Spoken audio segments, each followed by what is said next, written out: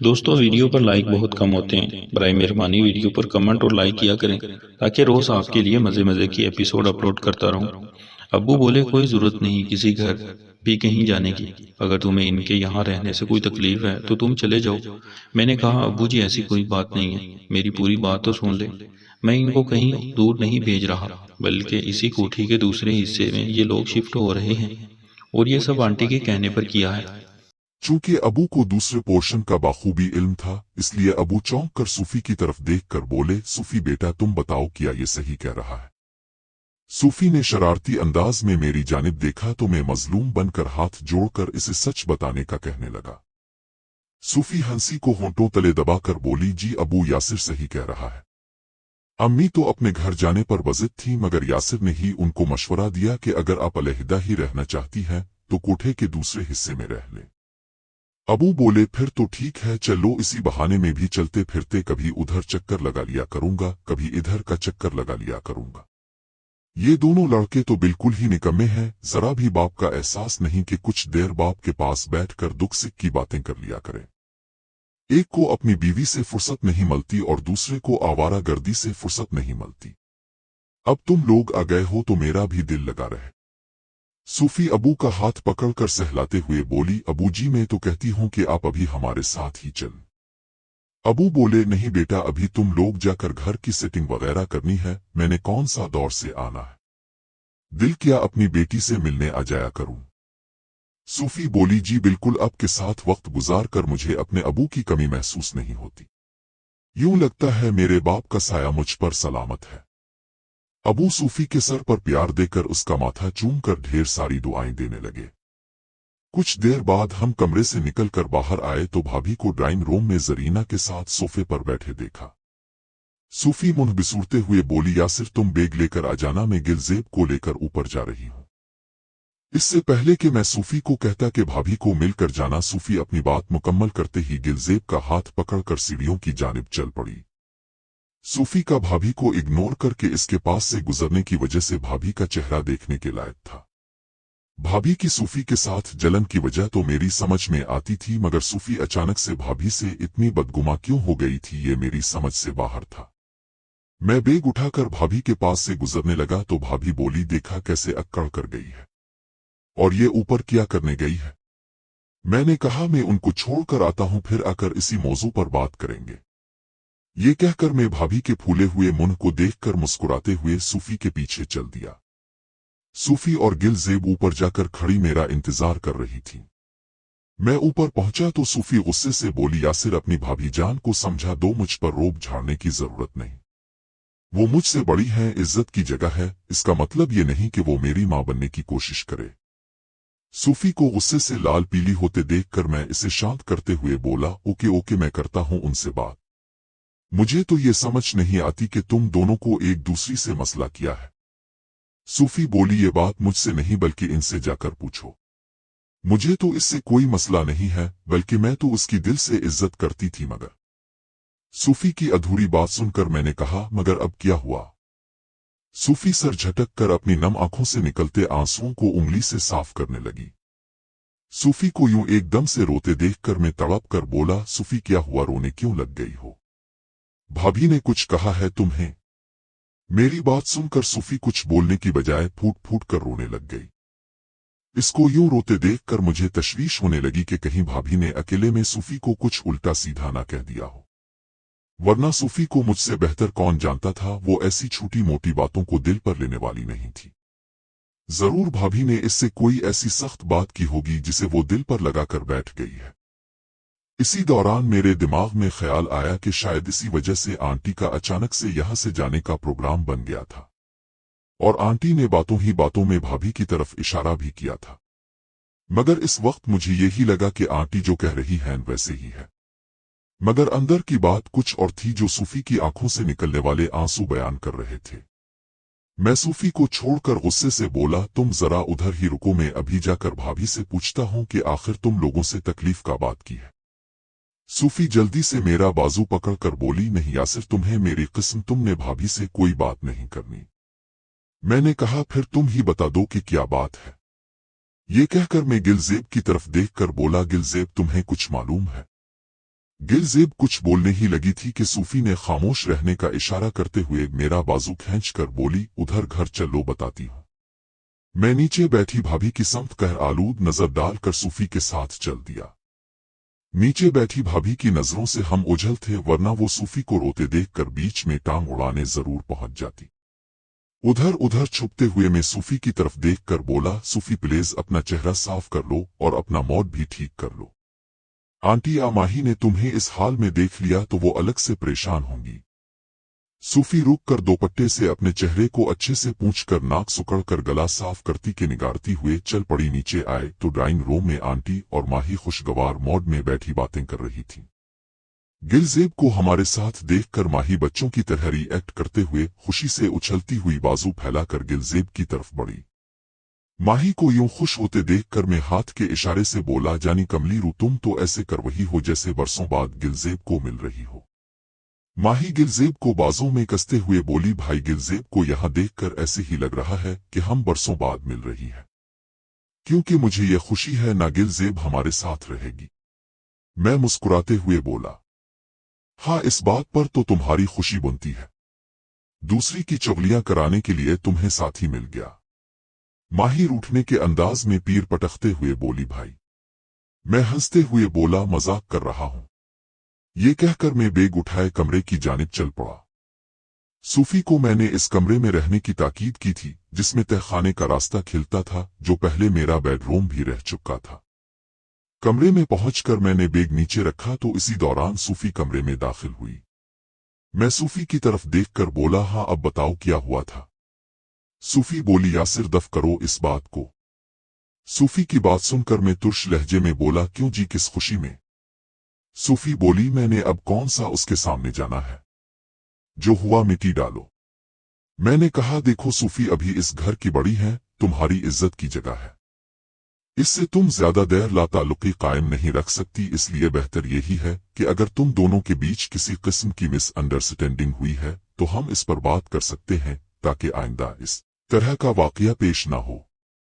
सूफी बोली, यासिर मैंने कहा नादफ करो। मैंने कंधे उचक्का कर कहा, उनकी मर्जी है तुम्हारी, अगर तुम नहीं बताना चाहती तो मैं भाभी से जाकर पूछ लेता हूं। ये कहकर मैं कमरे के दरवाजे की जानिब बढ़ा तो सूफी जल्दी से मेरे आगे आकर खड़ी होते हुए बोली, याद है मैंने तुम्हें अपनी किस्म दी है। मैंने कहा, फिर तुम ही बता दो कि क्या हुआ था जो तुम दोनों एक दूसरी से इतनी नफरत करने लग गईं। सूफी बोली, पहले वादी करो कि तुम ये बात ना तो भाभी से करोगे और ना ही किसी और से। मैं चौंक कर बोला, हो कि वादी रहा, मैं किसी से अभी बात नहीं करूंगा। सूफी चंद लम्हे खामोश रहने के बाद बोली, यासिर आज सुबह सुबह भाभी हमारे कमरे में आकर अम्मी के सामने ही मुझ समेत माही और गिलज़ेब से बेहुदा किस्म के सवाल जवाब करने लग गई थी। मैं चौंक कर बोला, क्या मतलब, कैसे बेहुदा सवाल। सूफी गुल्लुगीर लहजे में बोली, भाभी कभी मुझसे पूछती कि जो लोग तुम्हें अगवा करके लेकर गए थे, इन लोगों ने तुम्हारे साथ गंदा काम तो नहीं किया। यही बात वो कभी माही से तो कभी गिलज़ेब से पूछे जा रही थी। सूफी की बात सुनकर मेरा खून खोलने लग गया। अगर मुझे सूफी ने अपनी किस्म ना दी हुई और घर का माहौल खराब होने का अंदेशा ना होता तो मैंने अभी जाकर भाभी को घर से ही निकाल देना था। मैं मुट्ठियां भींचते हुए बोला, तुमने इस बेशर्म का मुंह नहीं तोड़ा। सूफी बोली, मैं क्या बोलती, वो बातें ही इस अंदाज में कर रही थी कि हम तीनों वैसे ही शर्म से पानी पानी हो रही थी। यासिर तुम तो सब जानते हो हमें किस हाल में रखा गया था। मैं तुम्हारी कसम खा के कहती हूं कि मैं जैसे पहले पाक साफ थी अब भी वैसे ही बेदाग हूं। और जब हम इंडिया में थे तब मैंने माही और गिलज़ेब से पर्सनली तौर पर इस मौजू पर बात की थी।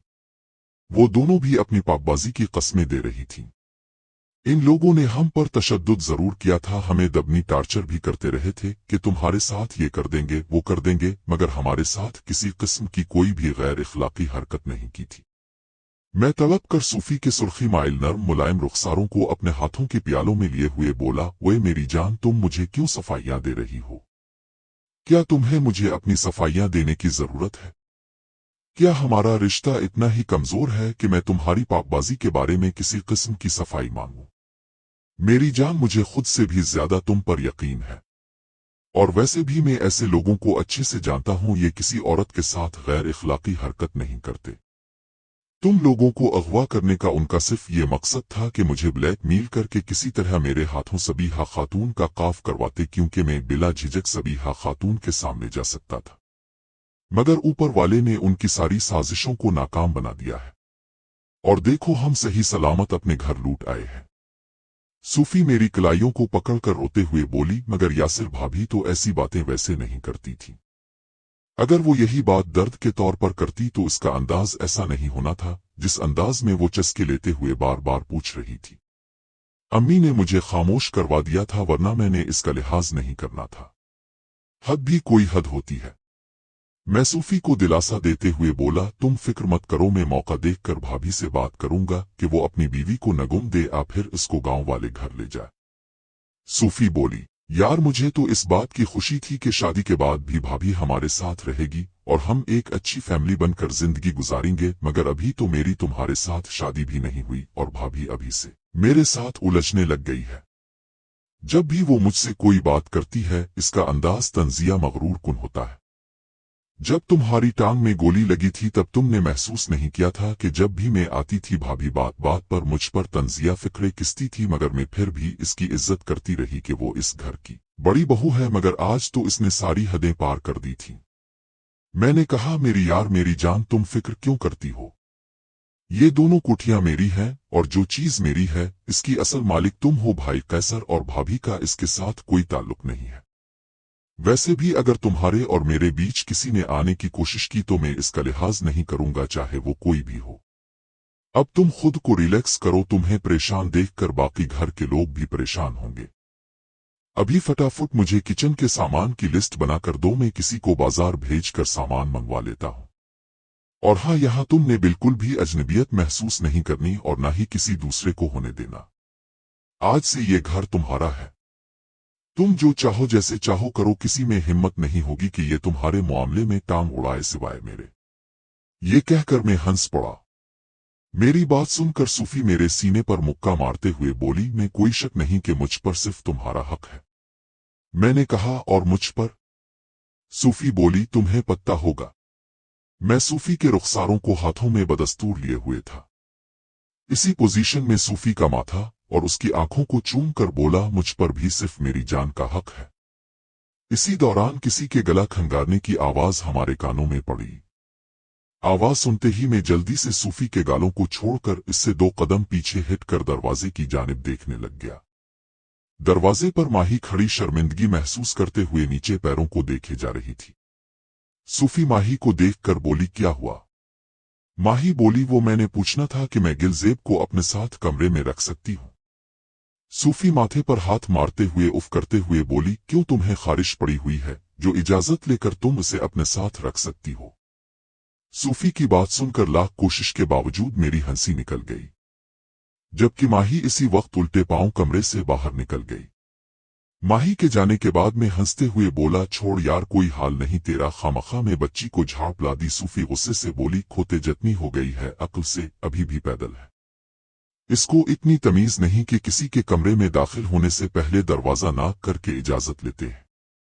मैंने कहा, यार हम कौन से बगैर कपड़ों के लेटे हुए थे जो तुम इतना गुस्सा कर रही हो?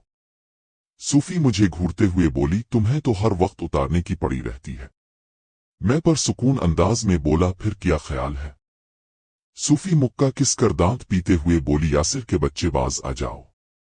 मैं डरने की एक्टिंग करते हुए अपना बचाव करते हुए बाहर की तरफ भाग खड़ा हुआ, क्योंकि 1 सेकंड भी वहां रुकता तो सूफी ने मेरे मुक्के बरसाने शुरू कर देने थे, और मैं नहीं चाहता था कि वो फिर अपने हाथ की दर्द को लेकर रोने बैठ जाए। बाहर निकला तो आंटी अकेली बैठी नजर आई। मैं चारों अतराफ देखते हुए बोला, आंटी आप अकेली बैठी हुई है, माही और गुलजेब कहाँ है? आंटी कमरे की तरफ इशारा करते हुए बोली, उन बीवियों को अपने लिए कोई कमरा पसंद नहीं आ रहा, सारे कमरों में जा जाकर देख रही हैं कि कौन सा बेडरूम बनाना है। मैं हंसते हुए बोला, आंटी अपने वो मिसाल सुनी होगी कि कमाद में जाकर गन्ना पसंद नहीं आता। आंटी हंसते हुए बोली, बिल्कुल सही कहा तुमने, उनका वही हाल है। इतने सारे कमरे हैं, हर कमरा एक से बढ़कर एक है, फिर भी वो नखरे कर रही है। मैंने कहा, कोई बात नहीं, उनका अपना घर है, जो कमरा पसंद आए इसमें रह ले। यहाँ कौन सा किसी से इजाजत लेना पड़ता है। इसी दौरान माही गुलजेब का हाथ पकड़े एक कमरे से निकलती नजर आई। माही मुझे देखकर मुस्कुराते हुए दूसरे कमरे में दाखिल हो गई। माही की हरकत पर सिवाय हंसने के और मैं क्या कर सकता था। कुछ देर बाद सूफी ने किचन के सामान की लिस्ट बनाकर मुझे दी। मैं लिस्ट पर एक नजर मार कर बोला, अच्छे से देख लेना था, कोई चीज रह तो नहीं गई। सूफी बोली, नहीं, मैंने अपनी तरफ से सारा सामान लिख दिया है, फिर भी अगर कोई सामान रह गया तो मैं बाद में मंगवा लूंगी। फिलहाल वक्त जो जरूरी सामान था वो सब लिख दिया है। मैं हम कहकर उठने लगा तो आंटी बोली, यासिर बेटा 1 मिनट रुको, मैं तुम्हें पैसे ला कर देती हूँ। आंटी की बात सुनकर मैं मुस्कुराते हुए बोला, आंटी जी, जब आपका बेटा जिंदा है तो फिर आपको पैसे देने की क्या जरूरत है। प्लीज ऐसी बातें करके मुझे शर्मिंदा मत किया करें। आंटी बोली, मगर बेटा मुझे ये मुनासिब नहीं लगता कि तुम अपने पैसों से घर का राशन लेकर आओ।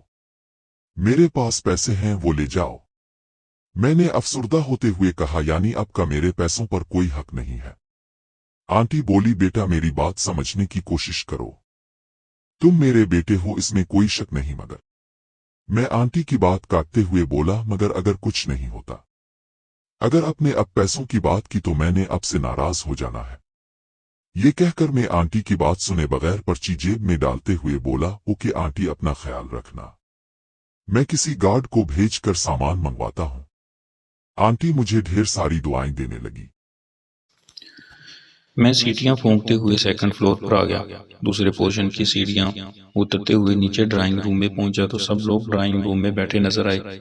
इस वक्त भाभी की किस्मत अच्छी थी कि इस दौरान भाई कैसर अब्बू इसके पास बैठे बातें कर रहे थे, वरना शायद मैं इसकी हल्की फुल्की क्लास लगा देता।